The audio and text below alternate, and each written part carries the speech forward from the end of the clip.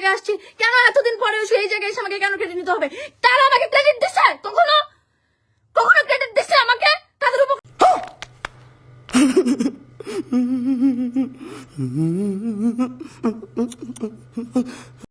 মা গো মা, স্মৃতি আপু তো দেখছি যে চেতামিতে ফায়ার হয়ে গেছে। এর আগে তো ওনাকে কখনো এরকম দেখা হয়নি। উনি তো খুব নম্র ভদ্র, খুব সুন্দর নরম সুরে কথাবার্তা বলে।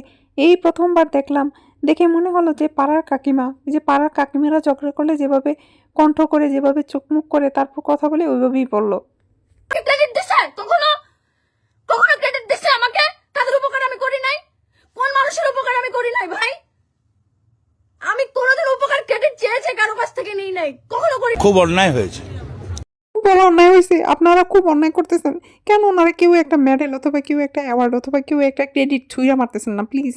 যে যেখান থেকে ওনার উপকারে উপকৃত হয়েছেন, ওনাকে প্লিজ একটা অ্যাওয়ার্ড অথবা একটা ক্রেডিট তাড়াতাড়ি দ্রুত ওনার বাসায় ওনার ঠিকানা পাঠিয়ে দেন, কারণ উনি খুবই কষ্টে আছে। আপনাদের কথা এবং কমেন্টে উনি খুবই বিরক্ত হয়ে যাচ্ছে।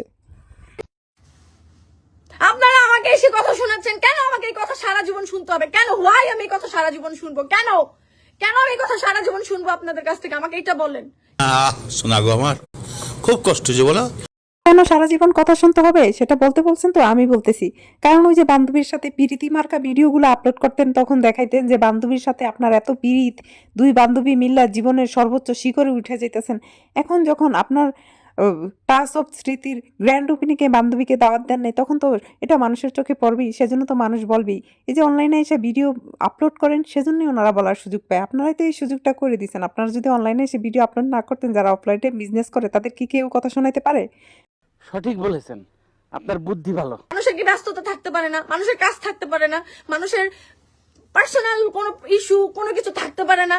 কেন ওইটা মেনে নিতে পারবেন না? এখানে আমার বাপ থাকবে, এখানে আমার মা থাকবে, এখানে আমার 14 গোষ্ঠী থাকবে। আহারে বেচারি, বান্ধবীরে দাওয়াত দিছিল কিন্তু বান্ধবী আসে নাই, কি আর করার। বান্ধবীর সাথে ভিতরে ভিতরে অনেক বড় একটা ঝামেলা হয়েছে। ওই যে বান্ধবীর দেওয়ারের মৃত্যুর সময় সে আইসা আগে আগে নিউজটা দিয়ে দিছিল, বান্ধবীর ভিউজ কামানোর আগেই সে কামাই ফেলছিল। সেজন্য বান্ধবীর সাথে ঝামেলা হয়েছিল, সেই ঝামেলার কারণেই আসলে বান্ধবী অ্যাকচুয়ালি আসতে পারে নাই।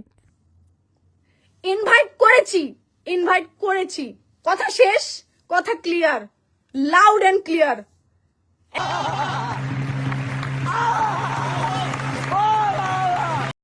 জি আপামনি, কথা লাউড অ্যান্ড ক্লিয়ার। আপনার কাছ থেকে নতুন একটা ইংরেজি শিখতে পারলাম, তার জন্য অসংখ্য ধন্যবাদ। কিন্তু আপামনি, দোষ তো শুধু দর্শকদের না, দোষ তো আপনাদেরও। কারণ এই যে আপনি ইনভাইট করছেন, তারপরে যে আপনার বান্ধবী ফারহানা বিথি আসে নাই, সেটা তো আর মানুষ জানতো না।